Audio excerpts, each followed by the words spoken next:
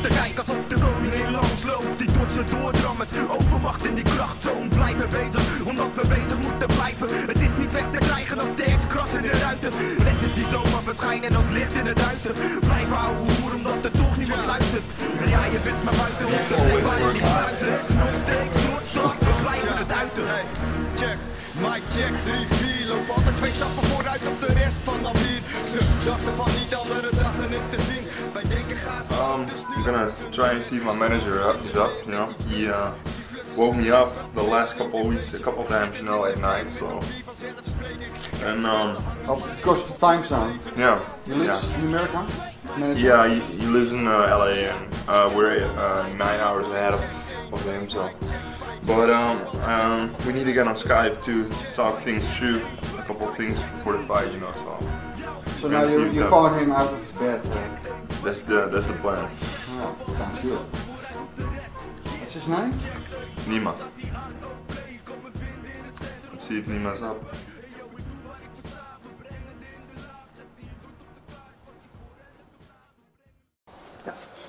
Business as usual, hè Bob?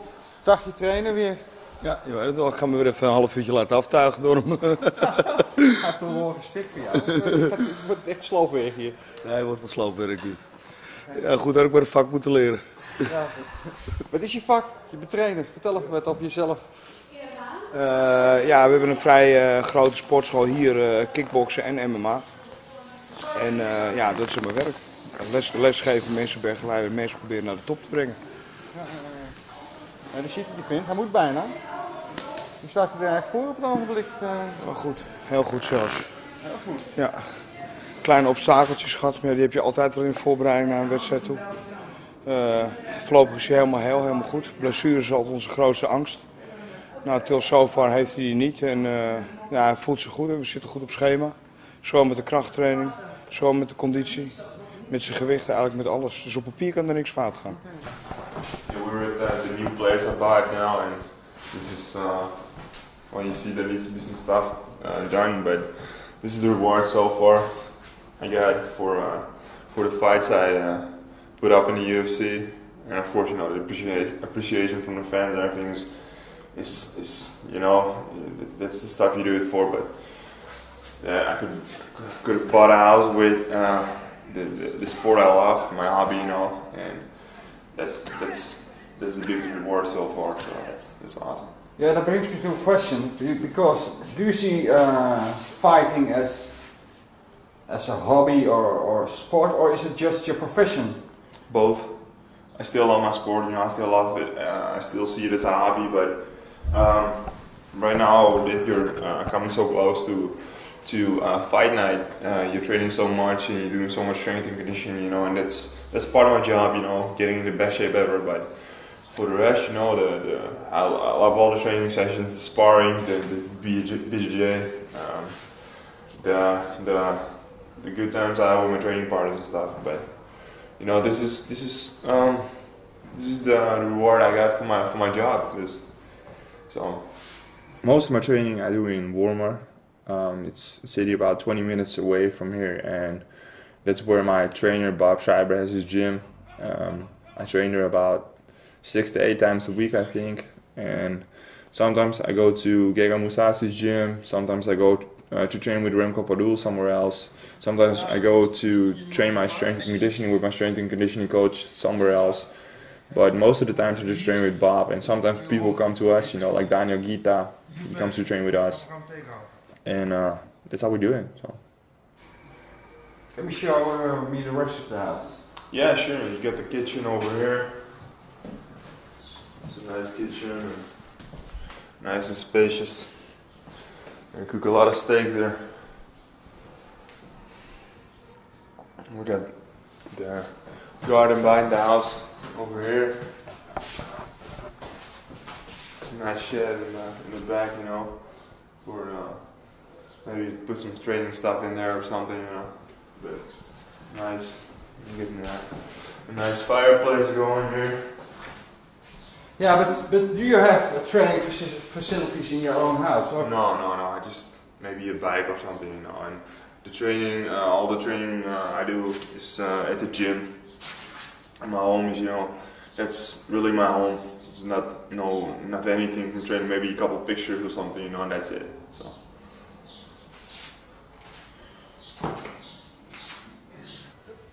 You're training with Remco Padul? Yeah. And can you tell me something about Remco? Well, most people in the US will know him from his fight in UFC 2 against Orlando Witt.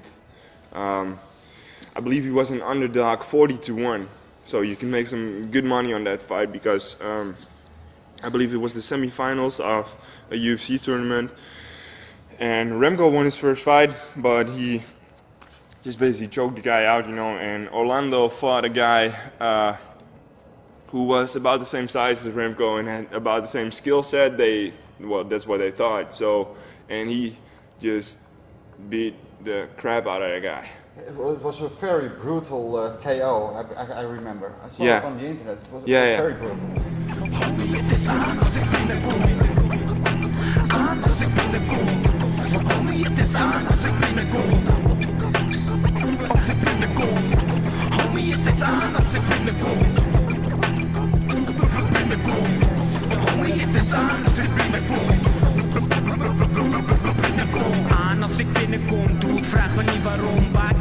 Remco took him down and then he started raining those elbows down. You know, I think that's what people remember from Remco, but he's a black belt in judo, he's a black belt in BJJ, you know, he's a very skilled teacher, and I've been working with him for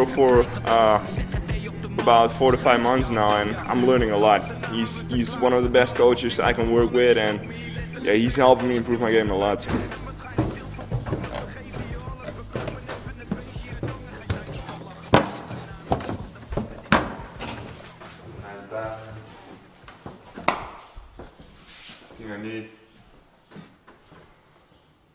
I was approached by Bob and Stefan like a few months back, and there was a talk because Bob and I knew each other from the past. We trained together a bit, and we competed both in the same events, and you know, it's like a mutual friendship and respect to each other. And they had don't get me wrong, they had a thought or the feeling that, you know, they should move to another direction or just make a different plan. So they asked me if I could help them out with training. And I'd love to do that. This is all going to go, it's going to be one big room for myself, so let's go.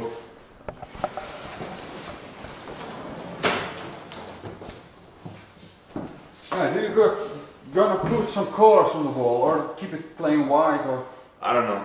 Need to think about that. Everything needs to be done, but we're going to start with it when I'm back from my trip, and we're going to make it pretty there. So, some more rooms over here.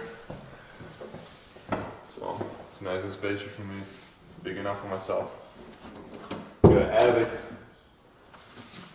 everything I need. So yeah, man. My trick is to work with people and to get them on a level or a different level. And last weeks I worked with Fedor a bit. You know, it's not that you can teach him a lot. It's good to look around, you know. How do other people train? How do Brazilians train? What is their game plan in the fight? And if you understand the game plan, you will evolve. And that was the thing with Fedor, and that's the thing also with Stefan. I can't make him a better fighter because he's a good fighter and he's an excellent fighter. But I can give him another set of skills and another set of techniques extra.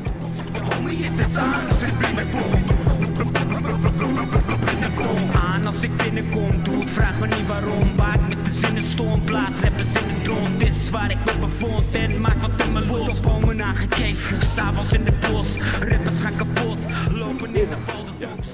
Yeah, Alchemist is all about the transformation from raw material or raw fighter to a skilled fighter. Did it happen to you? Well, we're still in the progress to becoming gold, you know, but I started training when I was 14 years old, and I had no skill whatsoever. I was a tall, skinny dude, you know, and I learned a lot in the gym. And right now I'm fighting with the best in the world in the UFC. So yeah, that transformation happened, but it still isn't finished. So for what the future holds, I can't wait. So there's a half transformation. Well, half, I'm not sure where I'm at right now, you know, but I still got a lot of years of competition ahead of me. I'm only fighting for 6 to 7 years right now, and I think I got about 15 years of competition left, so that's gonna be something must be polished. Or when you look like a diamond, you know, a diamond is a raw stone, and you start polish it, and at the end it will be a shiny diamond. Yeah. So that's the progress. Well, if you wanna talk about it that way, I'm not a diamond yet, in my opinion. I still got a lot of work to do to improve my skill set, improve everything there is. You know, get bigger, get stronger. So it's happening, and I've become a lot better in the last couple of years. But for the future holds, man, I can't wait.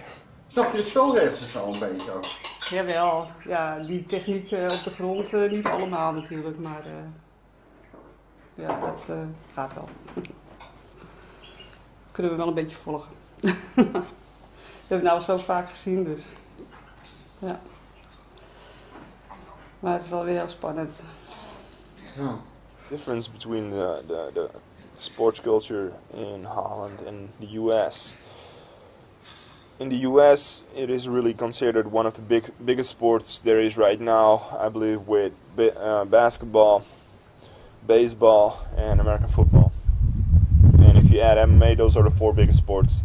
In Holland, it's far from one of the biggest sports. In Holland, you got soccer, ice skating, and what else? Cycling. Yeah, maybe hockey. You know, those are big sports in Holland. But MMA isn't getting the recognition it should, in my opinion. But it's getting better. But I think it's gonna take a while for it to get as big and as appreciated as it is right now in the US. Dus als ik zie hoe het publiek in Amerika reageert op deze sport, op de tribune zijn de mensen heel kundig, bijvoorbeeld in het grondgevecht. Het publiek weet precies wat er aan de hand is en leeft veel meer mee. Het is daar een veel meer geaccepteerde sport dan bij ons. Kijk, in Amerika vinden de mensen goed als je ergens goed in bent. En het wordt gerespecteerd en gewaardeerd. En als je in Nederland ergens goed in bent, dan ben je al snel bij de hand. Ja. Een soort van Hollandse nuchterheid, maar dan in negatieve vorm. Ja, inderdaad. Ja.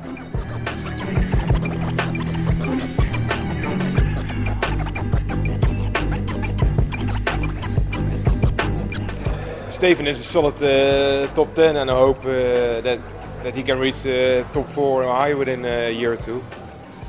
And it's hard to say. It's fighting. It's a game. But I think he will. He's young, and he has no ego, and he's training hard, and he's doing the right things. And I think, you know, Bob and Steven look around. You know, take a look to the left, to the right, get things what's running for them, what's good for them, take it to the game, and I think that's good. For the future, I think I have at least 12 to 13 years of competition ahead of me, so that's twice the career I have had so far. And I plan to stay with the UFC for the rest of my career. And everything is going really good right now. And the nice thing is there's no rush. I'm only 23 years old, you know, and I'm doing really good already. And my trainer and me have a plan for the coming years, and we believe the plan is going to work. And I want to be the best, and I think I can be the best in a couple of years. And I think my trainer and me agreed that in 6 or 7 years I need to be there and compete for that belt.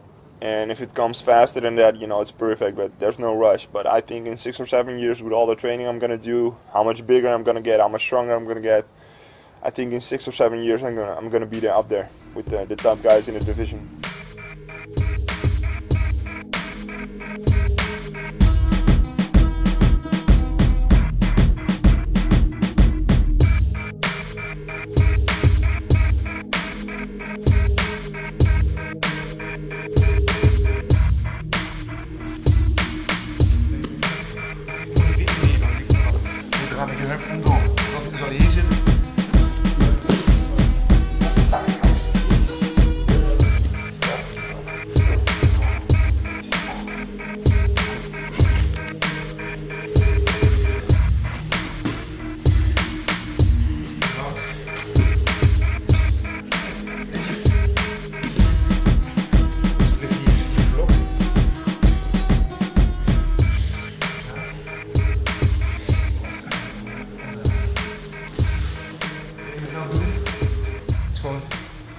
heup liften en de benen overheen gooien. Andere been. Oh ja. Gewoon